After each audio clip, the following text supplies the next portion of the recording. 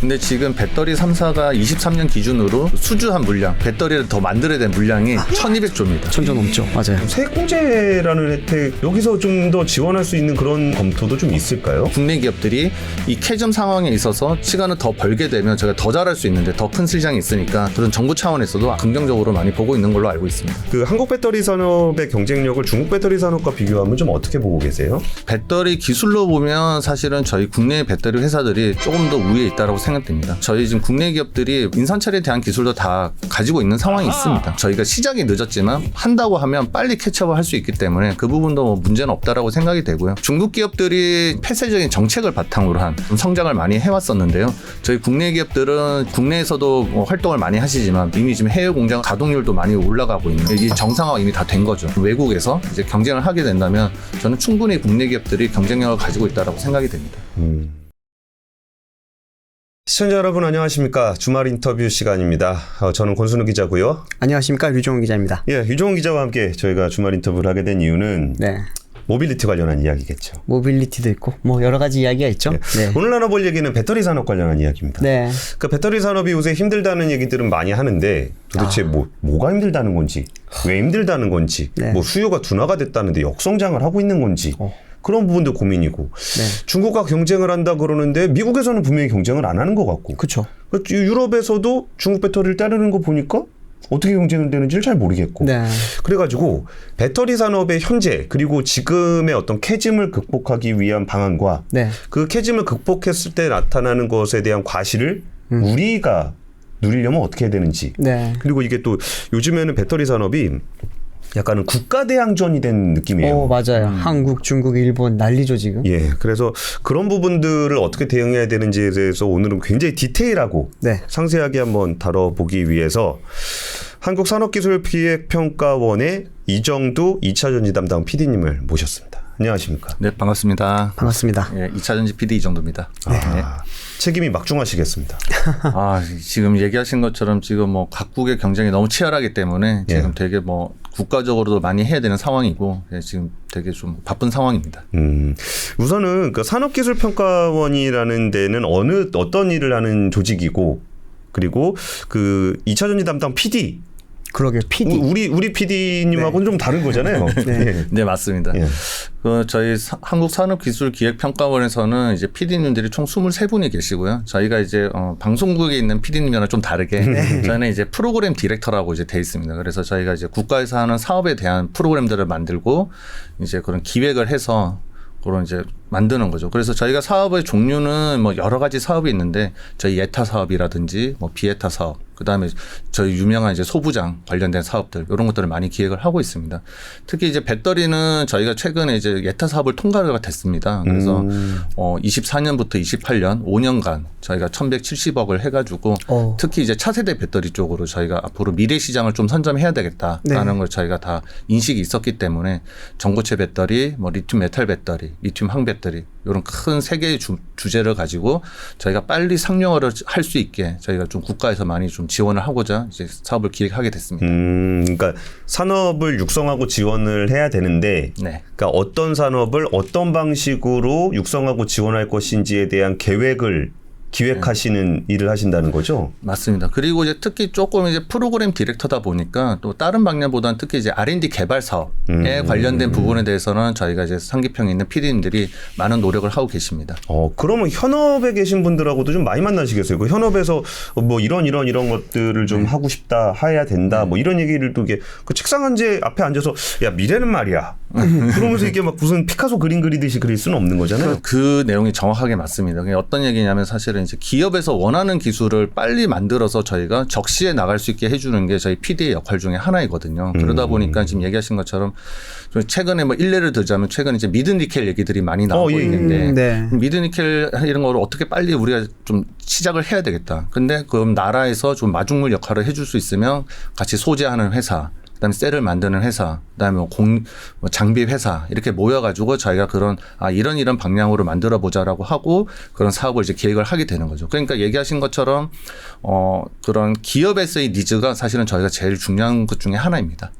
제가 방금 말씀하신 미드니켈이 조금 요즘 사실 핫하긴 해요. 네. 보면 LG라든지 삼성이나 이런 부분에서 이야기를 많이 하는데 네. 미드니켈이 우리가 기존에 알고 있던 쉽게 말하면 니켈 함량이 작았던 그 배터리랑은 조금 다른 개념 같던데 어떻게 저희가 좀 쉽게 이해할 수 있을까요? 예를 들면 저희가 이제 니켈 함량이 늘어나면 사실 담을 수 있는 리튬의 양이 늘어나기 때문에 한번 충전했을 때 이동거리가 늘어나게 되는 거죠. 네. 근데 저희가 예전에 이제 미드니켈이라 하면 뭐 523, 622. 네. 저 앞에 있는 숫자가 니켈의 함량. 그렇죠. 두 번째가 코발트, 세 번째가 이제 망간이나 알루미늄이 될 텐데요. 네. 사실은 삼원계 활물질 중에서 제일 비싼 게 이제 코발트입니다. 코발트. 근데 두 번째 코발트가 보면 뭐 20%, 30% 정도가 네. 돼 있었는데 저희가 지금 현재 저희가 자주 얘기하는 미드니켈이라는 건 이때랑은 좀 다르게 코발트의 함량이 5% 이하가 되는. 그래서 가격적으로 훨씬 더 저렴하게 만들 수 있다라는 거죠. 그게 이제 하나의 포인트가 있고요. 두 네. 번째는 저희가 실제 이제 3원계 양극 활물질을 쓰는 전압이라는 게 있습니다. 몇 네. 볼트에서 몇 볼트까지 쓰는데 이 전압이 늘어나게 되면 또 저희가 이동거리가 늘어나게 돼요. 근데 그 전압을 좀 더 늘리게 되면 실제 니켈은 60%가 들어가 있지만 저희 실제 한 80% 정도까지 들어간 거랑 같은 용량을 낼 수가 있어요. 그래서 저희가 코발트 함량을 줄이고 전압을 좀 더 고전압화를 하게 되면 가격적으로는 더 싸면서도 성능적으로는 더 이제 80% 가까운 더 이제 고성능을 낼 수 있는 그런 부분에 대해서를 저희가 최근에 이제 미드니켈이라고 좀 많이 얘기를 하고 있습니다. 그러니까 옛날 미드니켈은 그렇죠. 하이니켈을 못해서 미드니켈을 한 거고 맞아요. 지금 나에게 나오는 미드니켈은 그 훨씬 더 효율이 좋은, 그쵸, 그러니까 저렴하면서. 가성비도 좋고, 네. 그 저렴하면서도 성능은 좋은 그런 거 같으네요. 사실 근데 이런 거 만들어지면 이제 와 이게 뭐 예전에 뭐 인산철이나 이런 데랑도 가격 경쟁도 해볼 수 있겠다라는 생각 좀 들긴 하는데, 맞아요. 그거는 우리의 좀 가슴 떨리는 미래에 대한 이야기고. 요새 배터리 산업의 현황은 좀 어떻게 분석하고 계세요? 그래서 아까 처음에 이제 모두로 얘기해 주셨지만 사실 요새 캐즘이라는 얘기들이 좀 나오고 있고 이러다 보니까 뭐 이 배터리 산업이 좀 어려워지는 거 아니야 이런 얘기들이 있는데요. 사실 저희가 이제 산업부에서 바라보는 입장은 이건 조금 일시적인 현상이다라고 네. 좀 판단을 하고 있습니다. 어떤 얘기냐면 결국 내연차의 그 CO2 저감 부분 이거는 저희가 정책적으로 정해져 있고 규제가 계속 유지가 될 거기 때문에 네. 자동차의 내연차의 전동화의 방향은 변경이 될 수가 없다. 계속 이어진다. 물론 뭐 정책에 따라서 약간 이제 뭐 딜레이가 되거나 뭐 당겨지거나 그런 뭐 차이가 발생을 할 수 있지만 이 정책은 계속 가게 되고 결국 전동화는 계속 이어질 수밖에 없다. 그렇기 때문에 계속 이 전기차 산업은 계속 커지게 되고 전기차 산업이 커지게 되면 배터리는 계속 거기에서 계속 많이 들어갈 수밖에 없는. 최근에도 보시면 지금 자동차 OEM들이 전기차 공장을 계속해서 많이 증설을 하고 있습니다. 맞아요. 예, 예. 뭐 남미 쪽에도 짓고 있고 뭐 아시아 쪽, 유럽 쪽, 뭐 그 세 개가 제일 중요한 시장들이 되다 보니까 계속해서 증설을 하고 있다라는 거는 결국 거기에 대해서 전기차가 나오고 배터리가 들어가야 되는 상황이 되다 보니까 계속 할 수밖에 없다. 근데 아마 지금 캐즘이라는 거는 저희가 이제 이 배터리가 조금 뭐라고 그래야 되나 전기차가 많이 필요하다는 이제 리포트들이 많았습니다. 그래서 네, 그런 이제 그렇죠. 광풍이었죠. 예. 이제 그러다 보니까 그게 수요 예측에 맞춰서 저희가 조금 좀 오버 에스티메이션 하지 않았냐, 조금 과열된 분위기가 있었다. 그렇지만 저희가 사실은 이 국내 산업에 있어서 20%씩 계속 성장하는 사업은 많이 없습니다. 그래서 배터리 산업은 계속해서 물론 그 조금 떨어지는 낙폭이 있기 때문에 받아들이기에 이거 진짜 되게 어려워지는 거 아니야라고 생각할 수 있지만 계속해서 산업은 성장해가 나고 있고 전기차 판매 비중도 계속해서 늘어나고 있다. 이렇게 봐주시면 되겠습니다. 근데 사실 이렇게 뭐 수요가 생각보다 못하다는 게 네. 뭐 좀 기대했던 것보다 못하는 건 약간 좀 기분 차일 수도 있는데. 그렇죠. 그러니까 일반적으로 네. 일반인들이 봤을 때 그래도 20% 성장했으면 잘한 건데 왜 그렇게 힘들다 그러는 거야? 이게 어떤 그 흐름이 나타나면서 이게 이 상황을 힘들다라고 얘기를 하는 거예요? 그러니까 제가 이해하기로는 결국에는 저희가 지금 공장이라든지 뭐 배터리 공장 아니면 소재 공장들이 어떤 그 예상을 가지고 지금 다 증설을 하고 이미 생산을 하고 있는데 네. 그 이제 수요가 그만큼 미치지 못하니까 지금 이제 재고가 쌓인다든지 아니면 뭐 배터리가 지금 계속 뭐 창고에 있다든지 이런 부분들이 있다 보니까 지금 약간 어려운 상황이 되고 있는 것 같습니다. 근데 아까도 얘기 드렸지만 결국 그런 상황들은 지금 뭐 어떻게 보면 캐즘이라는 거는 얼리 어답터들은 이미 좀 빨리 다 구매한 상황이 됐고 그게 이제 일반 대중들이 좀 많이 사줘야 되는 그런 페이즈가 넘어가야 되는 단계가 돼야 되는데 예. 아직까지는 그 부분이 조금 시간은 좀 걸린다. 그러니까 그게 더 대중들에게 확산되는 데 있어서 그 시간이 필요한 거지 이게 그 뭐 방향성에 있어서의 문제는 아니다라고 지금 생각하고 있습니다. 그러니까 이만큼 성장할 것 같아가지고 이만큼 공장을 정했는데 그렇죠. 요만큼 팔리니까 작년보다는 훨씬 많이 팔았지만 그렇죠. 요만큼 안 팔리는 부분들이 있으니까 재고가 쌓이고 가동률이 떨어지고 뭐 이런 상황인 거예요. 네, 맞습니다. 정확하게 맞습니다. 그러면은 투자 속도를 조금 조절해서 원래 이만큼 더 해야 되는 걸 좀 속도 조절하면서 네. 수요가 올라오는 시간을 맞출 수 있는 기간이 좀 필요하겠네요. 예, 맞습니다. 그래서 방금 얘기 잘해 주셨습니다만은 지금 그 조금 오버슈팅 된 것들을 조금 더 이제 좀 줄여서 좀 천천히 슬로우하게 갈 필요가 있다라고 생각이 되고요. 그리고 이제 지금 해외에서는 계속해서 전기차라든지 또 뭐 아니면 뭐 PHEV가 좀 확대되고 있다든지 뭐 네. 여러 가지 상황들 아니면 또 최근에 저 인터배터리 24에서 유럽 이제 인터배터리 예. 유럽을 보시면 특히 이제 배터리 제조사들이 ESS를 많이 들고 와서 홍보를 많이 했었습니다. 그렇죠. 예, 무슨 얘기냐면 결국 이제 태양광이라든지 풍력 그런 거에 대한 에너지 저장 시스템이 필요한 상황이 되고 있습니다. 그래서 네. 지금 뭐 전기차에 대해서의 약간의 캐즘이 온 상황이지만 저희가 지금 다른 시장을 어플리케이션 시장들을 들여다볼 필요는 있다. 그런 것들이 계속 성장세에 있는 것들이 있으니까 그런 것들을 활용하는 것도 하나의 방법이 될 수 있을 거라 생각이 됩니다. 맞아. 저도 인터배터리 갈 때마다 느끼는 게 예전에는 전기차 이야기를 되게 많이 했었는데 예. 어느 순간부터는 ESS 컨테이너, ESS 박스 이걸 또 이야기를 하다가 이걸 이제 그리드로 연결하는 이야기를 요즘 맞아요. 굉장히 많이 하더라고요. 그래서 사실은 제가 이제 처음에 이제 그 컨테이너 박스에 들어갔을 때가 네. 1메가와트, 2메가와트였어요. 네. 근데 이번에 이제 삼성에서 이제 출시한 걸 보니까 5메가가 넘더라고요. 와. 그러니까 그 사이에 기술적으로도 많이 발전했고 저희가 소재적으로도 많이 업그레이드가 됐고 네. 그래서 계속해서 그런 기술들이 발전되고 있기 때문에 아마 그런 저희 국내 기업들의 시장 점유율도 계속 올라갈 수 있을 거라 생각이 됩니다.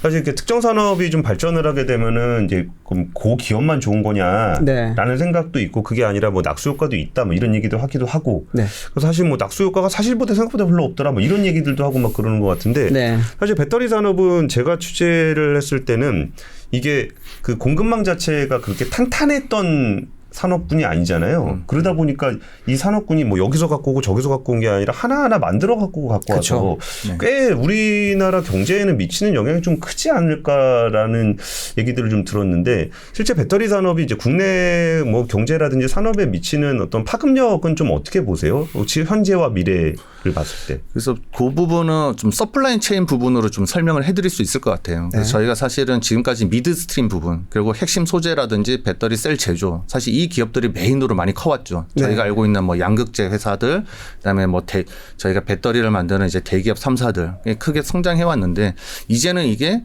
업스트림 그냥 다운스트림까지 다 확대가 되고 있다. 결국 무슨 얘기냐면 지금 이제 원료를 이제 정년 재련하는 부분에 있어서도 저희가 신경을 많이 쓰고 있고요. 그리고 뭐 계속 뉴스도 나오지만 저희가 광산에 대한 부분까지 그렇죠. 채굴부터 해가지고 사실은 뭐 테슬라도 그렇고 현대차도 그렇고 지금 광산 직접 투자를 많이 하고 계시거든요. 이제 그런 부분까지 저희가 지금 영역이 확대되고 있고, 그다음에 지금 최근에 제일 또 핫한 이슈 중에 하나는 사용 후 배터리입니다. 그렇죠. 예. 저희가 지금 이제 이 전기차 시대가 오고 이것들이 이제 어느 일정 시간이 되면 수명이 다하게 되는데 그것들을 다시 그냥 버리는 게 아니고 제가 이제 저희 산업부도 그렇고 조세 계속 밀고 있는 단어는 폐배터리가 아니고 사용 후 배터리다라는 걸 얘기를 좀 드리고 싶습니다. 그러니까 폐배터리라는 거는 약간 옛날에 좀 폐기물 같은 느낌이 있잖아요. 예, 버려야 되는 느낌들이 있는데 이건 그게 아니고 다시 저희가 사용을 하고 나서 다시 재사용을 하거나 재활용을 해야 된다. 그래서 그런 것들이 아마 지금 법안이 마련이 돼 있고 계속해서 지금 국토부, 산업부 지금 전체적으로 협의를 해가지고 진행이 되고 있는 부분이 있습니다.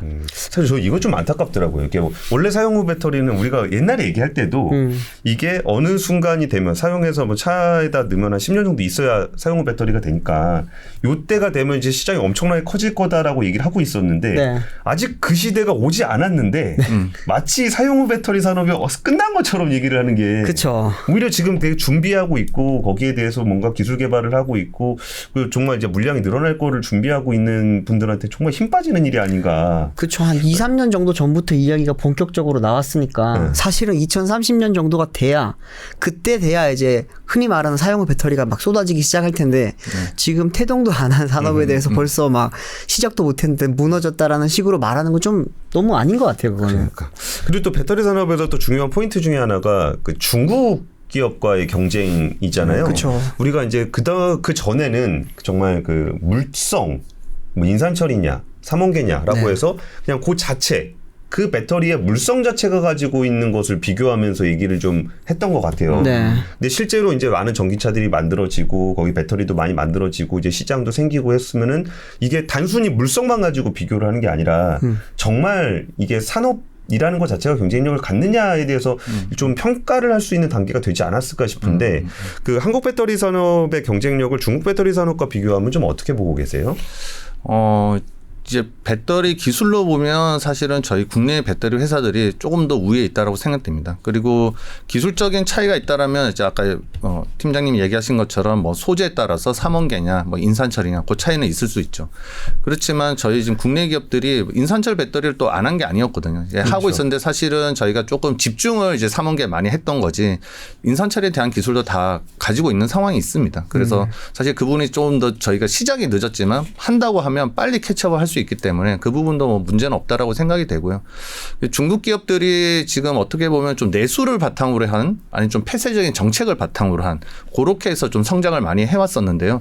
저희 국내 기업들은 지금 뭐 국내에서도 뭐 활동을 많이 하시지만 미국이라든지 유럽 이미 지금 해외 공장을 많이 경험이 있고 뭐 이제 가동률도 많이 올라가고 있는 이 정상화가 이미 다 된 거죠. 네. 그래서 이미 활동을 잘하고 있기 때문에 이제 본격적으로 이제 중국 기업들이랑 이제 어떤 외국에서 이제 경쟁을 하게 된다면 저는 충분히 국내 기업들이 경쟁력을 가지고 있다라고 생각이 됩니다. 이 기술적인 면에서 방금 말씀하실 때 이제 한국이 앞서고 있다라고 많이들 알고 있었고 최근에 보면은 중국 배터리 업체들이 뭐 1000km 가는 전기차 그때 이제 반고체 배터리였죠. 뭐 그런 것부터 시작을 해서 CATL 같은 경우에는 뭐 셴싱이라든지 기린 같은 또 새로운 좀 LFP의 한계를 넘어간 배터리 3원계 중에서도 또 이제 기존의 뭐 NCM 811 이런 건데도 조금 다른 능력을 보여주는 배터리를 보여줬잖아요. 그런 거를 좀 봤을 때 어떻게 보면은 이제 LFP뿐만이 아니라 NCM 계열 혹은 이제 3원계 계열에서도 이제 국내와의 격차가 거의 없어졌거나 오히려 이렇게 손바뀜이 일어난 거 아니냐, 뒤바뀌지 않았냐라고 하는 그런 의견도 사실 많거든요. 그게 미래 배터리 쪽 네. 주특기시잖아요. 맞습니다. 일단 먼저 인산철이랑 삼원계 얘기를 먼저 드리면 네. 사실은 한 번 충전했을 때 멀리 갈 수 있는 거는 확실히 이제 삼원계 쪽에 더 맞는 부분이 있고요. 네. 근데 인산철이 계속해서 이동거리가 늘어나게 된다는 부분들은 사실은 이제 배터리를 많이 싣게 되면 이동거리 자체는 늘어날 수가 있는 부분이죠. 그렇죠. 근데 실제로는 그거는 기술이라기보다는 어쩌면 모듈이나 폐계 기술로서 이제 접근을 하는 방식이 될 테고요.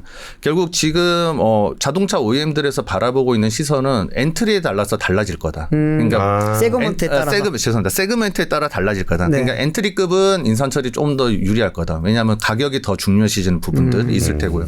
프리미엄급이나 저희 하이 모델급들은 결국 3원계 모델로 갈 수밖에 없다라는 것들이 지금 일반적인 커먼 센스가 있는 상황이고요. 그런 상황에서 있어서는 결국 시장이 뭐 좀 어떤 게 우위가 될 수는 있지만 이게 뭐 인산철이 막 역전을 했다든지 뭐 어떤가 하나의 뭐 메이저가 된다든지 이러지는 않고 지금 현재의 상황은 어떤 큰 시장을 좀 나눠 가져가는 그런 시장이 될 거라고 예상을 하고 있습니다. 뭐 엔트리는 양보하죠. 네.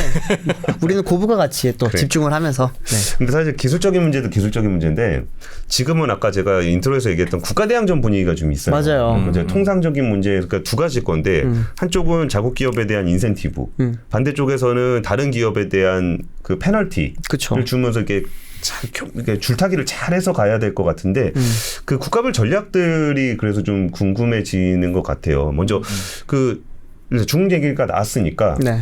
중국 기업의 배터리 관련 정책을 굉장히 오랫동안 보셨을 건데 중국은 사실 정책을 되게 불명확하게 그렇죠. 하고 뒤로 주는 돈도 굉장히 많고 그리고 기업들도 앞에서 안 받고 뒤로 받는 거 예를 들어서 만들어 갖고 팔지도 않고 버린다거나 맞아요. 보조금만 받고 네. 그래가지고 좀 정책이 어떻게 진행이 되는지가 잘 안 보이긴 하거든요. 그러니까 중국의 배터리 산업 정책을 이제 과거부터 지금까지 이렇게 보시면은 좀 어떻게 평가를 하세요? 그래서 중국이 처음에 이제 저희 배터리 산업을 시작하면서 사실 이제 저희 나라의 기업들이 중국에도 공장을 많이 지었었죠. 네. 그래서 배터리 제조를 하려고 하는데 이제 안 된다라고 이제 선언을 했었습니다. 그 이유 중에 하나가 이제 삼원계 배터리가 안전하지 않기 때문에 이게 생산할 수 없다. 인산철은 조금 더 안전하다. 근데 그게 또 과학적으로 틀린 얘기는 아닙니다. 그냥 어떤 얘기냐면 인산철 할물질이 산소를 붙잡고 있는 능력이 조금 더 좋아요. 삼원계보다. 그러다 보니까 불은 똑같이 납니다. 불은 똑같이 나는데 얼마나 조금 더 그 유지하는 시간이 좀 늘어나거나 줄어들거나 그 차이는 있을 수가 있습니다. 근데 그런 부분에 있어서의 차이점을 알고 저희 기업들의 그 배터리 생산을 제재를 가한 거죠. 네. 그러니까 팀장님이 얘기하신 것처럼 계속해서 좀 폐쇄적인 정책들, 자국 좀 친화적인 정책들을 많이 펼치고 있기 때문에 사실 저희 국내 기업들이 많이 고전을 했었고요. 지금 이제 최근에는 이제 얘기해 주셨지만 지금 중국 배터리 기업들이 엄청 많잖아요. 사실은 네. 뭐 너무 많아가지고 사실 셀 수도 없는 부분들이 있는데 사실 그런 회사들이 다 진짜 어떤 기술이 좋아서 했느냐라고 시작하면 그건 좀 어렵거든요. 결국에는 정부에서 뭔가 좀 지원들이 있었다라고 판단하는 부분이 있고요. 아마 이게 뭐 또 좀 다른 얘기긴 합니다만 아까 인터배터리 유럽 24 다녀오셨잖아요. 갔는데 저도 이제 갔다 다녀오신 지인분한테 들었는데 일단 70%가 전부 다 중국 기업이라는 거예요. 근데 사실은 그 70% 기업 중에 큰 기업도 있지만은 사실 네. 영세한 기업도 많잖아요. 근데 그런 기업들이 사실은 그런 뭐 인터내셔널 그런 한 포럼 아니면 네. 전시회에 나오기 쉽지 않은데 그렇죠. 그냥 다 오셔가지고 광고도 하시고 전시도 하시고 이런 것들은 어떻게 보면 이게 중국 정부의 지원들이 많이 들어가 있다라고 판단하는 부분들이 있습니다. 사실 그 국내 기업들이 그런 부분에 있어서 경쟁하는 데 있어서 되게 어려움이 있는데 저희 정부에서도 그런 부분을 많이 인지하고 있고 그래서 좀 기업들에게 더 좀 잘해줄 수 있게 좀 많은 정책들을 준비하고 있습니다. 근데 사실 미국 같은 경우는 이제 IRA라는 제도를 통해서 네. 어떤 식으로 보조를 하고 있다라는 거를 전 세계가 다 알잖아요. 그렇죠. 근데 중국은 도대체 뭐 어떻게 지원을 하는지를 잘 모르겠는 거예요. 그래갖고 이제 중국 정부의 그 정책이라는 거를 의무로양으로 하니까 다 알지는 못하시겠지만 네. 뭐 대략적으로 뭐 규모라든지 아니면 이런 식의 방법을 쓰더라라는 것들은 좀 어떻게 보고 계신가요? 의무로 자꾸 하다 보니까 정확하게 알 수가 없잖아요. 네. 기사 내용을 보면 이제 자동차 판매 대수, 그다음에 뭐 그런 가격 이런 걸 이제 역산을 해가지고 계산한 데이터들이 있더라고요. 그런 걸 보면 뭐 수십조 이상 넘어갈 거다. 지금 네. 뭐 그런 얘기들이 나오고 있고요. 그리고 지금 뭐 CATL이나 BYD 같은 큰 회사들은 저희가 지금 AMPC에서 받는 금액보다도 훨씬 더 많은 금액들을 지금 지원을 받고 있다. 이런 기사들이 계속 나오고는 있습니다. 그래서 지금 얘기하시는 것처럼 저희가 정확하게는 알 수는 없지만 그런 기사들을 통해 보면 확실히 지금 뭔가 중국 정부가 중국 배터리 기업들에 대해서 많은 지원을 해주고 있다라는 걸 저희가 알 수가 있을 것 같습니다. 이거 보면 저는 예전에 이제 디스플레이 산업 때 생각이 나거든요, 사실은. 그때도 보조금 줘가지고 키워가지고 결국에는 통폐합 시켰잖아요. 지금 제가 알기로는 지금 중국의 배터리 업체들이 한 100개에서 150개 정도 되는 걸로 알고 있고 이거를 이제 슬슬 통합, 합병하려고 하는 지금 움직임이 있다고 해요. 전기차 쪽에서도 지금 기업이 한 200개가 넘는데 여기서 한 10개 정도 남겨두고 지금 다 정리하려고 하는 정책들이 준비되고 있거든요. 이걸 보면 결국에는 이게 보조금으로 산업을 키워서 다른 나라 타국 산업을 좀 죽이는 역할을 한 뒤에 이제 자국 산업만 살려놓고 그 중에서도 몇 개만 딱 살려놓고 그 산업을 중국이 가져가려고 하는 정책 같아 보여요, 사실은. 맞아요. 옆에서 보시기에는 이런 거 보면 좀 어떠세요? 그러니까 이제 얘기 잘해 주셨는데 결국에는 그 중국이 자기네 기업들을 엄청 많이 키워가지고 네. 많이 만들어주고 지원을 해줬는데 사실은 그 만들어낸 배터리나 전기차들이 사실은 국내 자국 내에서 소화를 못하다 보면 네. 결국 외국으로는 이제 덤핑으로 나갈 수밖에 없는 그렇죠. 상황이 되거든요. 그게 되면 이제 그 세계에 있는 그 흐름 시장을 이제 교란을 하게 되는 거죠. 그러니까 그렇게 하면서 또 외국에 있는 기업들도 다 영향을 받게 되고. 네. 그러니까 어떻게 보면 철저하게 자기네를 위한 정책들을 많이 펼치고 있는 것 같아요. 네. 그러다 보니까 이제 저희 저희 기업 입장 아니면 외국 기업 입장에서는 되게 힘들어지는 상황이 되는 거죠. 그래서 사실 공정하게 경쟁하기 되게 어려운데 그래도 저희는 이제 기술이라든지 여러 가지 이제 무기를 가지고 아마 좀 싸워야 될 것 같습니다. 그리고 저는 좀 요새 그러니까 뭐 사실 미국 얘기를 먼저 하긴 해야 되는데 네. 요새 차라리 좀 궁금한 게 좀 유럽 얘기도 좀 궁금해가지고 이게 유럽은 이렇게 뭐 미국이랑 가까워서 뭔가 중국을 견제하는 듯 하다가도 유럽이 국가가 하나가 아니잖아요. 그렇죠. 네. 그리고 갑자기 뭐 프랑스 마크롱 대통령이 가고 뭐 에어버스 몇 개 팔더니 또 친하게 지내자 막 또 그러고 그러다 갑자기 최근에는 뭐 보조금 조사 관련한 얘기도 나오고. 맞아요. 뭐 그래서 이 유럽의 그 배터리 산업을 대하는 전기차 배터리 산업을 대하는 유럽의 전략에 대해서는 좀 어떻게 보세요? 근데 유럽은 이제 원래 이제 어떻게 보면 이 배터리를 제일 잘한 곳이 유럽이었습니다. 처음에. 정말로. 옛날에 이제 그 몰리 에너지라는 회사가 있었는데요. 배터리를 그 상용화를 했었습니다. 처음에. 네. 근데 이제 그게 이제 최근에 저희 그 화재 사건 난 회사처럼 그 은근 그 리튬 메탈을 썼었어요. 리튬 메탈. 예, 그러다가 이제 사고가 많아서서 회사가 망하게 됐어요. 그래서 유럽은 원래 좀 화학에 대한 부분, 그 배터리에 대한 거에 자부심이 있습니다. 네. 그렇기 때문에 되게 노력을 많이 하고 있는 걸로 알고 있습니다. 그렇죠. 근데 지금까지도 아직 좀 성공을 못 하고 있는 부분들이 있고요. 그래서 유럽의 이제 배터리 회사들은 아직까지는 좀 저희랑 비교하기에는 아직 좀 시작 단계다라고 좀 보고 있고요.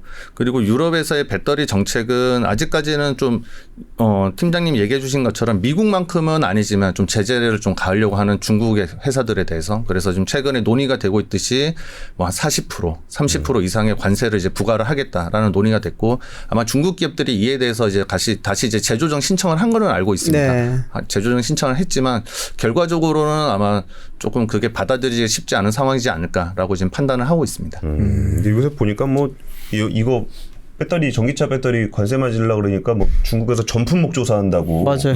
그럼 또 저거 하겠죠. 나 프랑스 와인 안 사. 뭐 이런 얘기도 나올 것 같긴 한데.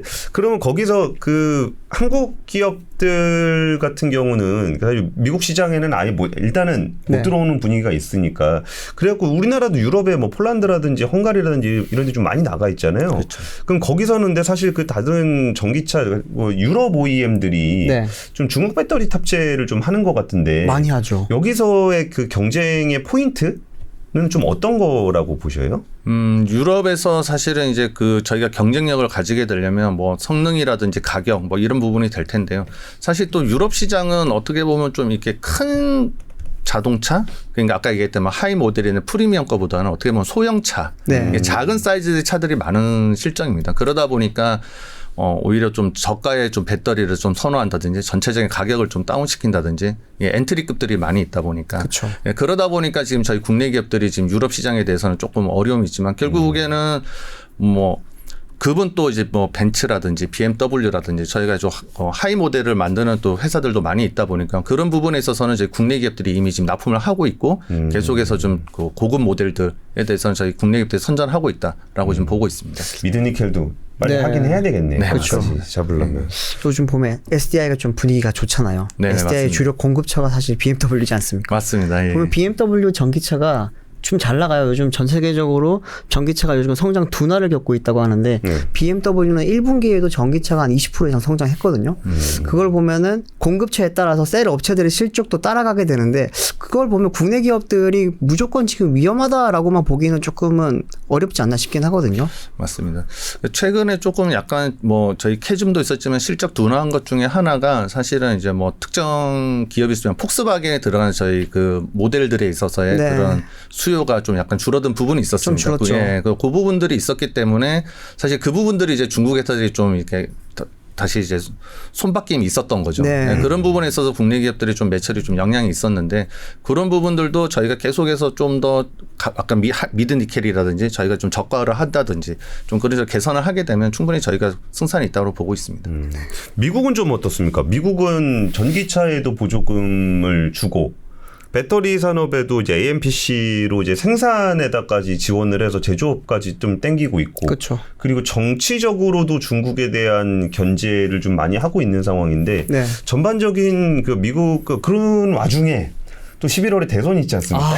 그렇죠. 그래서 트럼프 대통령 나오면 어떻게 되냐 뭐 이런 얘기들도 좀 있어서 네. 미국은 좀 강건하게 중국 배터리를 견제해서 한국 배터리사들이 그쪽으로 이제 공장도 많이 짓고 맞습니다. 거기에 좀 공을 많이 들였는데 그러니까 미국의 그 전기차 배터리 산업에 대한 정책에 대해서는 좀 어떻게 평가하고 계세요? 지금 이제 얘기 잘 해주셨는데 이제 IRA는 크게 두 가지 방향이 있습니다. 제조사에게 이제 좀 보조금을 주는 방식이 있고 구매자에게 주는 방식이 있고 생산자에게 주는 방식은 아까 얘기해서 AMPC 셀을 만들면 35불 킬로와트아워당 이제 모듈까지 하면 45불을 주게 됐습니다. 그래서 지금 저희 국내 배터리 제조사들도 작년부터 해서 많은 이제 AMPC 금액을 이제 받고 있고 그쵸. 혜택을 받고 있는 상황입니다.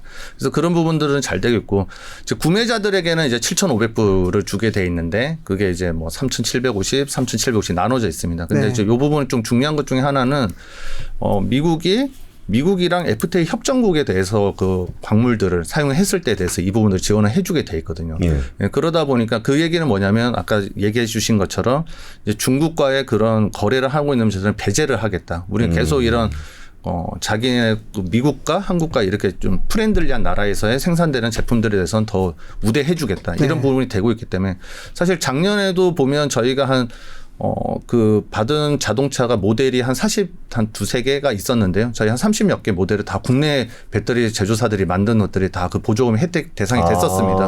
맞아요. 그래서 한국 기업들이 그 부분에 대해서 빨리 지금 대처를 하고 있고 그런 거에서 저희가 그 시장력에 경쟁력을 가질 수 있게 지금 대응을 빨리빨리 하고 있는 부분들이 있었고요. 그리고 이제 아까 대선 얘기는 해주셨는데 결국 이 대선의 결과가 지금 요새 왔다 갔다 하고 있지 않습니까? 네. 그래서 또 한쪽으로 좀 쏠리는 것 같기도 하고 그렇긴 하지만 결국 이 IRA 법안이라는 거는 큰 틀에서는 계속 유지를 할 수밖에 없는 상황이다. 결국 이게 미국을 위한 법으로 만들어졌고 미국 산업을 위해서 지켜지기 위해서 만들어졌기 때문에 이거는 계속 갈 수밖에 없을 거다. 그리고 어느 당에서 이게 된다 하더라도 마이너한 수정은 있을 수 있지만 이 큰 줄기는 갈 수밖에 없다. 이렇게 지금 보고 있습니다. 맞아요. 사실 IRA가 시작할 때는 인프라법에서 시작이 돼서 이제 IRA로 확대가 된 거잖아요. 그러면은 이거를 아무리 트럼프라고 하더라도 내가 당선된 날 없애겠다고 말은 했지만 그걸 실제로 실행에 옮기기는 좀 어려울 것 같아요, 사실. 맞습니다.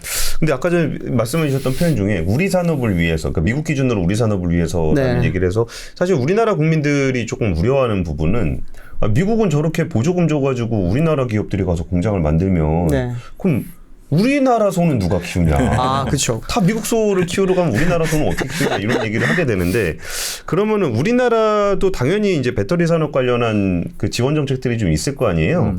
그러면은 일단은 지금 시행되고 있는 정책들에 대해서 좀 평가를 해주시거나 아니면 좀 설명을 해주시면 좀 어떤 내용들이 있을까요? 저희가 지금 배터리 산업 관련해서 저희가 정부 차원 아니면 산업부 차원에서 많은 지원을 노력하고 있습니다. 특히 R&D 개발 사업에서도 많은 투자를 하고 있고 특히 좀 저희가 요새 많이 또 생각하고 있는 부분은 아카데미 사업이 있습니다. 그러면 인력이 부족하다. 저희가 지금 배터리 산업은 계속 이렇게 커져 나가고 있는데 네. 지금 사람이 부족하다는 얘기가 사실 현장에서 많이 나오고 있습니다. 그래서 그런 부분 저희가 특성화 대학원이라든지 특성화 대학교 그다음에 이제 아카데미 사업 인력을 양성하는 사업에 대해서 저희가 지원을 많이 하고 있고요. 예. 물론 이제 기업에 대한 지원 부분들도 저희가 많이 하고 있습니다. 저희가 세액 공제를 좀 퍼센테이지를 중소기업이든 대기업이든 좀 더 늘려 확대를 해준다든지 그래서 좀 기업을 활동하는 데서 도움이 될 수 있게 많은 지원들을 하고 있고요. 그리고 최근에는 저희가 첨단 전략 산업 특화 단지라는 걸 발표를 했었습니다. 첨단 전략 산업은 반도체, 디스플레이, 배터리, 로봇 이렇게 저희가 한 5개의 산업을 저희 지정을 하고 있는데요. 네. 올해 저희 이제 사실은 이제 좀 자랑일 수도 있는데 반도체가 2곳, 디스플레이가 1곳이 지정됐는데 저희 배터리가 4곳이 지정됐습니다. 그래서 지역 기준으로? 네, 맞습니다. 어디죠? 그래서 오창이랑 또 있나요? 오창, 새만금, 포항, 울산 이렇게 4곳이 선정이 됐습니다. 그래서 사실은 다른 산업도 되게 중요한 분야들인데 네. 좀 더 저희가 많이 지정을 했다라는 거는 이제 배터리에 대한 관심이 그만큼 더 깊다, 더 많이 해야 되겠다라는 의지가 있었다라고 생각하고 있습니다. 지역 경제에 미치는 영향도 더 크겠네요. 이게 그러니까요. 지역이 많다라는. 네, 거. 맞습니다. 사실은 지역에 있는 우수한 기업들이 많이 있지 않습니까? 오창에는 또 LG 에너지 솔루션, 아니면 포항에는 또 포스코 퓨처엠, 에코프로 BM. 뭐 새만금에는 많죠. SK가 짓는 공장도 있고. 공장도 있고 있어. 배터리 공장들이 많이 늘어나고 있습니다. 그렇죠. 울산에는 또 삼성 SDI가 또 울산 공장도 있고 이제 그러다 보니까 저희가 이제 지역 기반으로도 저희가 그런 특화 단지를 선정해주고 아니면 뭐 용수라든지 전력 이런 것도 해결을 해줄 것뿐만 아니라 저희가 R&D 개발 사업도 좀 지원을 해주고 그리고 그다음 테스트 베드 사업. 실증 사업 네. 이런 것도 저희가 좀 많이 지원을 해주려고 계획을 하고 있습니다. 근데 사실 배터리 산업에서는 약간 우려하는 부분도 있기는 해요. 이게 우리나라는 이제 기업이 잘 굴러가고 있으니까 네. 상대적으로 덜 지원하는 거 아닌가. 뭐 미국은 진짜 뭐 만들기만 하면은 거기다 돈 주고 네. 뭐 보조금도 훨씬 많이 주고. 그쵸. 그러니까 중국은 또 어디서부터 어디까지 주는지도 모르겠는데 막 주고 있고. 네. 그런 부분에서 우리나라의 어떤 지원 산업이 약간 조금 나이브한 거 아니냐. 지금 이쪽에서는 이제 전쟁이 벌어지고 있는데 네. 여기서 저쪽은 막 진짜 뭐 총동원령을 내려서 하고 있는데 우리는 워낙 앞에 장수가 잘 싸우니까 알았어 내가 물 많이 주고 거기 전기 안 떨어지게 해줄게. 이런 정도라는 평가는 좀 너무 야박한 평가인가요? 네.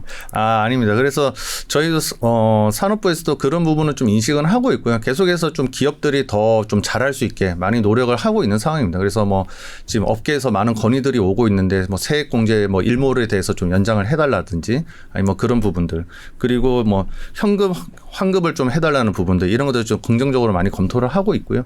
그리고 또 이제 뭐 저희 아까 얘기했죠 IRA처럼 네. 미국에서는 이게 뭐 셀이라든지 모듈에 대해서 많은 지원을 해주고 있는데 저희 국내 기업에 대해서 아니면 국내 생산하는 부분에 대해서 그런 지원하는 것들도 지금 건의들이 많이 있기 때문에 아마 계속해서 검토를 하고 있고 좀 좋은 결과들이 있을 것으로 예상이 됩니다. 맞아요. 그러니까 이게 응원을 말로만 하면 안 되는 거예요. 이게. 그렇죠. 직접 빵도 주고 아니, 개토리도 그러니까 주고. 지금 그러니까 우리가 더 잘 나간다 그래도 여기 이쪽에서 지원을 통해서 추격하는 속도가 빨라지면은 네. 지금 캐즘이잖아요. 캐즘이면 전반적인 속도가 좀 그러니까 민간에서의 속도가 느려질 수밖에 없는데 이쪽은 정부 지원을 통해서 좀 확 빨리 올라가게 되면은 정말 캐즘이 어느 정도 마무리가 돼서 전기차가 대중화가 돼가지고 치고 나가야 될 때 비슷한 레벨이 돼버릴 수도 있거든요. 그쵸. 근데 아까 되게 중요한 얘기를 해주셨는데, 그러니까 이게 저런 거예요. 그러니까 세액공제라는 거는 돈을 벌면 세금을 내고 그 세금 낸 거의 일부를 공제해 주는 거잖아요. 그렇죠. 그래서 지금 근데 반대로 보면은 지금 배터리 회사들이 워낙 투자를 많이 하기 때문에 그 돈을 많이 써요. 네. 근데 지금 여기에 대해서 그 이익을 내기에는 감가상각비도 너무 크고 그러니까 이익을 내기가 쉽지 않다는 거죠. 적자 보는 데가 그러면은 많죠. 이익이 안 나요. 네. 그럼 우리나라에서는 세공제를 못 받아. 그럼 무슨 일이 벌어지냐? 이번에 LG에너지 실적 나온 거 봤죠? 네. AMPC 미국에서 받은 보조금이 영업이익보다 더 많어. 훨씬 많았죠. 네. 그래서 이런 상황을 좀 감안하면은 좀 아까 말씀하셨던 것처럼 세액공제라는 혜택은 당연히 뭐 있으면 좋은데 네. 여기서 좀 더 지원할 수 있는 그런 부분들에 대한 검토도 좀 있을까요? 국내 기업들이 이 캐즘 상황에 있어서 저희가 조금 더 사실은 이 단계를 넘어서면 더 큰 시장들이 올 수 있고 사실 좀 어려운 지금 요 부분적인 시간 타임이잖아요. 네. 요거를 벗어날 수 있는 요 시간을 더 벌게 되면 저희가 더 잘할 수 있는데 더 큰 시장이 있으니까 그런 것들은 좀 그런 정부 차원에서도 아마 긍정적으로 많이 보고 있는 걸로 알고 있습니다. 이게 보면 세액공제도 세액공제인데 그러면 적자 받는 기업은 세액공제를 못 받는 거잖아요. 받을 게 사실. 없죠. 그러면 그냥 직접적으로 현금을 좀 환급을 해준다든지 현금을 좀 지원해준다든지 이런 방식의 좀 지원이 있으면 좋을 것 그게 같아요. IRA가 그런 예, 네. 말씀인 거잖아요. 맞습니다. 예, 예. 그리고 또 의외로 그러니까 유럽에서 전기차 판매 줄어들었던 게 좀 독일 영향이 좀 컸었던 컸죠. 거거든요. 전기차 보조금 안 준다 그래가지고. 네.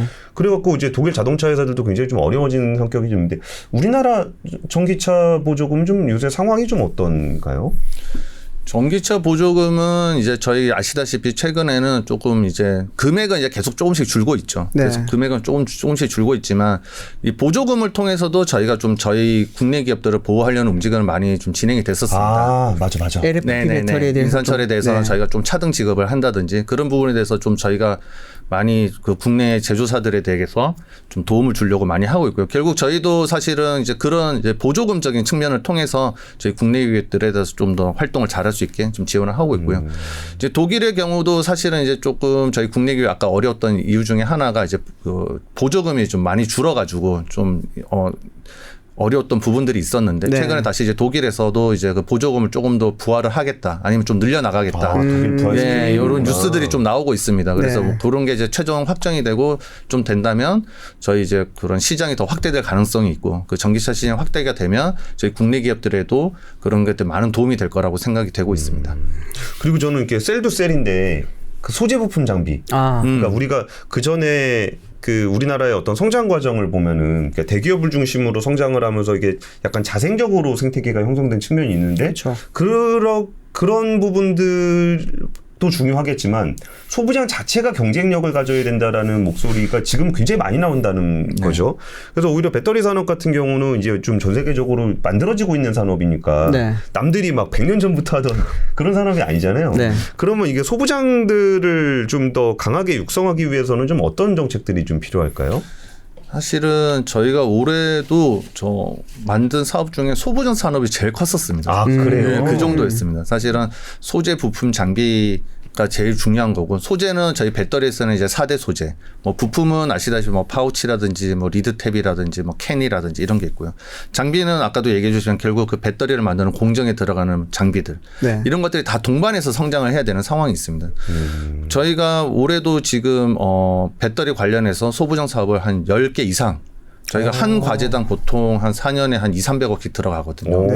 근데 그런 사업을 제가 올해 10개 이상을 만들었어요. 그러니까 소부장 산업에 대해서 관심이 되게 많고 이걸 되게 육성을 해야 되겠다. 그리고 아시다시피 결국 그런 이제 뭐 타국에서의 그런 장비 기업들도 계속 성장하게 나가고 있기 때문에 결국 우리의 소재에 대한 우위성, 그다음에 장비에 대한 우위성 그런 것들을 계속해서 유지해 나갈 필요가 있다라고 생각을 하고 있고요. 거기에 대한 지원도 계속해서 해나가고 있는 상황입니다. 그리고 사실 그 정부 지원도 정부 지원인데 네. 정부 지원은 일단 그 세금이라든지 조세 제도라든지 뭐 이런 것도 있는가 하면은 그러니까 사실 뭐 유럽이라든지 뭐 일본이라든지 미국 이렇게 보면은 네. 꼭 그 정부 예산 아니더라도 뭐 기금이라든지 그렇죠. 아니면은 정책금융기관이라든지 이런 식의 어떤 간접적인 지원들도 있던데 우리나라는 좀 그런 부분은 어때요? 예, 그 부분 관련해서 좀 설명을 드리겠습니다. 산업은행의 이제 법정 자본금 한도가 30조 원인데 저희가 지금 실제로는 26조 원을 쓰고 있고 나머지는 4조가 비어 있는 상황입니다. 그런 부분에 대해서 저희가 조금 더 활용을 해야 될 필요가 있을 거라 생각되고요. 네. 일본의 같은 경우는 법정 자금이 50조 이러고 있는 상황입니다. 그러니까 저희가 아직 조금 그 부분에 좀 작게 쓰고 있는 거죠. 네. 그런 부분에 대해서 저희가 조금 더 해야 될 부분이 있고요. 한도에 있어서도 저희가 지금 현재 뭐 15조에서 25조 뭐 이렇게 늘리는 부분들이 있는데 이런 것도 좀 출자가 없이 아직 한도가 증액되지 않은 상황이 있습니다. 이런 부분도 좀 마무리가 잘 될 수 있게 좀 진행이 될 수 있으면 좋겠습니다. 맞아, 이거 본 것 같은데 그 수출입은행 자본금 한도 네. 밀린다라고 해서 통과가 됐는데 안 해주고 있다고. 그러니까요. 그러니까 사실 이게 다 무역금융 하는 데라 여기서 좀 지원을 하면은 아무래도 우리나라 기업들 수출할 때 좀 도움이 될 것 같은데 그쵸. 그런 부분들도 뭐 준비된 거 있는 한도에서라도 쓸 수 있는 건 좀 네, 쓰게 해줘야지. 쓰면서 가야 되지 않을까 싶기는 하네요. 그리고 이렇게 2차 전지 산업의 그 차세대 기술 관련한 연구를 많이 했었잖아요. 네. 그러면은 그 미래에 대해서는 좀 어떻게 보십니까? 이런 지원을 통해서 뭔가 경쟁력을 갖추고 그 미래의 경쟁 구도랄지 뭐 이런 구도들은 좀 어떻게 보세요? 일단은 이제 배터리 시장이 나아가는 방향도 있을 텐데요. 결국에는 좀 집중하고 있는 부분은 모빌리티가 어떻게 변할 거냐 하는 거에 대해서 좀 관심을 많이 가지고 있습니다. 결국에는 지금 보면 뭐 UAM이라든지 결국 네. 항공용에 있어서도 새로운 이제 뭐 내연을 기관을 덜 써야 되는 상황이 되고 그렇죠. 이제 뭐 해양 모빌리티 선박에 있어서도 결국에는 지금 뭐 회사 규제 때문에 결국에는 그 가스를 줄여야 되는 부분들. 결국에는 이제 새로운 모빌리티에 대해서 계속 배터리에 대한 니즈가 커나가고 있다라고 보고 있고요. 근데 이제 그런 새로운 모빌리티에서 원하는 배터리들은 지금 상용 배터리를 쓸 수도 있지만 조금 더 고성능. 특히 뭐 에너지 밀도가 높다든지 네. 뭐 수명이 좀 더 좋다든지 아니면 특히 이제 뭐 항공용은 좀 더 가벼워야 된다든지 그렇죠. 왜냐하면 이제 올라가려면 이제 무게가 가벼워야 되거든요. 네. 그런 이제 새로운 배터리에 대한 니즈가 되게 많습니다. 그래서 지금 국가에서도 그런 부분도 인지하고 있고 그런 새로운 모빌리티에 대응하기 위한 좀 새로운 배터리들 그런 것들을 좀 빨리 개발을 해야 되겠다 하고 있고 사실 이제 뭐 국내 배터리 3사들도 이 부분 잘하고 계시지만 저희가 국가에서 좀 지원을 해서 더 빨리 이 시장에 올 수 있게 하고 저희가 차세대 그런 미래 시장 차세대 배터리 시장 그 미래 시장에서 저희가 어떤 포션을 가져가게 되면 주도권을 저희가 쥐어갈 수 있다. 그렇게 주도권을 갖게 된다면 계속해서 저희가 우위를 점할 수 있기 때문에 때문에 그런 부분에서 계속 좀 지원을 하려고 노력하고 있습니다. 이정 기자는 배터리 미래에 대해서 네. 좀 대충 어떻게 보고 계십니까? 저는 뭐 장기적으로 봤을 때는 당연히 잘 될 거라고 보고 그거는 있고. 너무 뻔한 얘기. 네. 지금 뭐 약간 좀 짧은 미래로 봤을 때는 네. 사실 전기차 자체에 대한 시장이 성장이 조금 둔화가 되고 있는 건 맞아요. 근데 기존에 200% 100% 이렇게 성장했을 때가 그때가 신기했던 거고 사실은 지금 매년 20% 30%씩만 꾸준히 성장한다고 하더라도 사실 배터리 시장이랑 전기차 시장은 같이 커 나갈 수밖에 없다고 보거든요. 특히나 배터리는 이제 제가 아까 잠깐 말씀드렸지만 전기차뿐만이 아니라 이제는 그리드 쪽으로 특히나 이제 친환경 에너지 쪽에서는 활용세가 엄청나게 높아질 거기 때문에 그 부분에 대한 이제 앞으로 이제 뭐 SK라든지 삼성이라든지 LG 쪽에서도 신사업을 많이 만들 거라고 저는 보고 있고 당연히 지금 보면은 뭐 아리백이라든지 이런 것 때문에 관련해서 지금 준비를 하고 있는 게 굉장히 많다고 알고 있습니다. 단지 좀 실체로 드러나고 있지 않을 뿐이기 때문에 그 부분이 막상 이제 본격적인 사업이 궤도에 오르면 배터리는 전기차 캐즘이랑 관계없이 조금 더 잘 갈 수 있지 않을까 저는 그렇게 보거든요. 그리고 저도 한마디 더 드리면 비슷한 얘기가 될 텐데요. 네. 결국 저희가 배터리 3사가 23년도 매출이 80조였습니다. 네. 근데 지금 배터리 3사가 23년 기준으로 수주한 물량, 배터리를 더 만들어야 될 물량이 1200조입니다. 1000조 넘죠. 맞아요. 이 1200조의 배터리를 저희가 더 만들어야 되는 거예요. 그래서 제가 아까 계속 인력 얘기도 했고 기술 개발도 해야 되고 물론 이제 생산 시설, 그다음에 소부장 사업 다 연관해 가지고 이 부분들이 계속 성장해 나갈 수밖에 없다. 물론 그게 뭐 1년에 1200조를 다 만든다는 얘기는 아닙니다. 저희가 그렇죠. 이제 받아온 물량이 이제 그 정도가 되니까. 근데 그 물량 계속해서 만들어야 되기 때문에 이 산업은 계속 우상향으로 갈 수밖에 없다. 그렇게 보고 있습니다. 저는 사실 그동안 이제 1200조의 수주가 있었다는 거는 네. 진짜 엄청난 주문이 있었다는 거고. 그렇죠. 그거는 좀 저는 어쩌면 지금이 작은 1차 구조조정 시기가 아닌가라는 생각이 좀 들기는 해요. 네. 이게 진짜 다 같이 한번 여기를 향해 달려갔는데 네. 지금은 이제 한숨 돌리면서 우리가 이제 가는 방향을 한번 다시 점검을 해보고 그 떨거지들 또 이렇게 떨궈내고 좀 이렇게 그쵸. 보조금 먹고 그냥 중국에 그냥 뭐 만들기만 하면 보조금 주니까 네. 할 생각도 없이 만들었던 그런 데들 좀 정리하면서 근데 요때가 되게 중요한 게 이른바 옥석 가리기를 해서 구조조정을 하고 나면은 네. 공급이 좀 줄어들게 되는 상황에서는 그다음 끝나고 나면 이게 또 한번 다시 랠리를 하거든요. 그렇죠. 그렇죠. 이때 랠리를 갈 때 잘 준비가 돼 있지 않냐에 따라서 이 속도가 완전히 달라지게 돼요. 네. 근데 이거를 전 세계가 다 알아. 그렇기 때문에 요 힘든 기간을 나의 선수가 뛰게 만들기 위해서 지금 저는 국가들이 좀 움직이고 있다고 생각하거든요. 그리고 한참 오히려 잘 될 때는 오히려 뭐 응원하고 뭐 지원해야 된다고 얘기하다가 요새 좀 힘드니까 오히려 좀 덜 쳐다보는 것 같아가지고. 맞아요. 안 되는 산업에는 보통 지원금을 잘 안 주려고 하는 게 그러니까. 약간 그런 성향이 있잖아요, 사실은. 저는 오히려 지금 시점이 정말 한 3, 4년 후 네.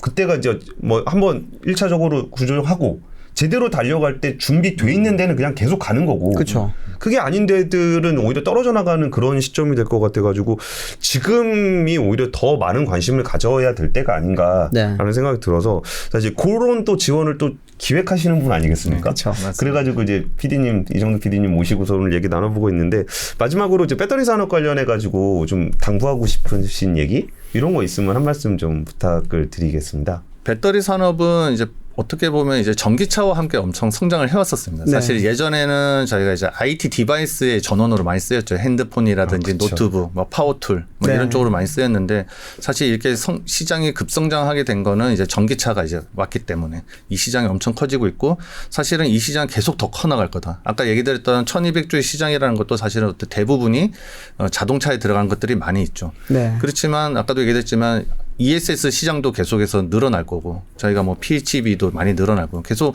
어플리케이션에 늘어나는 용도는 늘어날 겁니다. 선박용, 아까 뭐 항공용, 우주용까지도 이제 확대될 수가 있으니까 이 시장은 계속해서 늘어날 수밖에 없고 저희가 계속해서 이 사업에 대한 지원을 해서 아까 얘기해 주신 것처럼 경쟁력을 가지고 있어야 되는 부분들이 필요합니다. 결국 기술력을 확보를 해야 되고 저희가 남을 이길 수 있는, 선도할 수 있는 이런 기술들을 가져야 되는 게 필요하기 때문에 기술 개발 필요하고 당연히 저희 정부에서도 지원할 수 있는 부분들에서는 최대한 지원해서 이 기업들이 잘 갈 수 있게 그리고 배터리 제조사뿐만 아니라 뭐 소부장 사업들 그리고 아까 얘기했던 다른 이제 서플라이 체인에 있는 뭐 사용 후 배터리 그다음에 뭐 광석이라든지 정제련 이런 모든 분야에 있어서 확대 전개를 해 나간다면 이 이 배터리 관련 사업이 큰 비중을 차지하게 될 것 같습니다. 그래서 이런 부분을 계속해서 저희 관심을 가지고 좀 더 지원을 해야 되겠다. 지금 이렇게 생각을 하고 있습니다. 알겠습니다.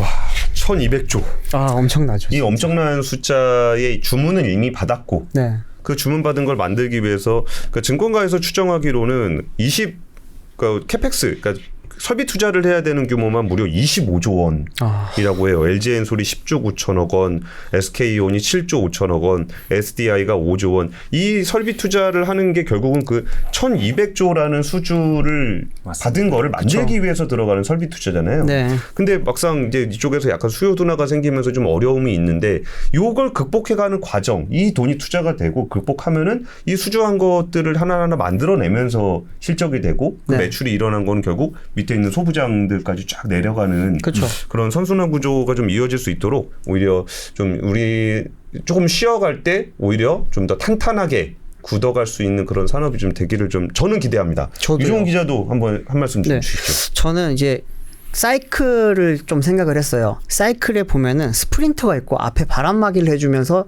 이제 같이 페이스를 이끌어가는 페이스메이커가 있거든요. 근데 지금까지 스프린터가 혼자 너무 잘 달려왔어요. 우리나라 이제 배터리 업체들이라고 볼 수 있는데 앞에 페이스메이커가 다시 나타나서 바람을 막아주면서 이들의 좀 체력을 비축을 해줘야 되거든요. 그 역할을 이제 정부가 좀 해줘야 되지 않을까라고 저는 좀 생각이 드는데 이 페이스메이커가 약하면 스프린터가 나중에 못 뛰어나갑니다. 그렇기 때문에 이럴 때 정부가 조금 더 적극적으로 지원을 해주고 조금 도움을 주면 좋지 않을까. 그러면 페이지 2가 됐을 때 우리나라 기업들이 처음에 지금 치고 나갔던 것보다 더 잘 치고 나갈 수가 있을 거니까 저는 좀 그런 역할이 앞으로 좀 필요하지 않을까 그런 생각이 듭니다. 우리 셋 다 네. 너무 배터리를 좋아해. 숨길 수가 없네요. 그러게요. 예, 한국산업기술기획평가원의 이정두 2차전지 PD님과 함께했습니다. 감사합니다. 네, 감사합니다. 감사합니다.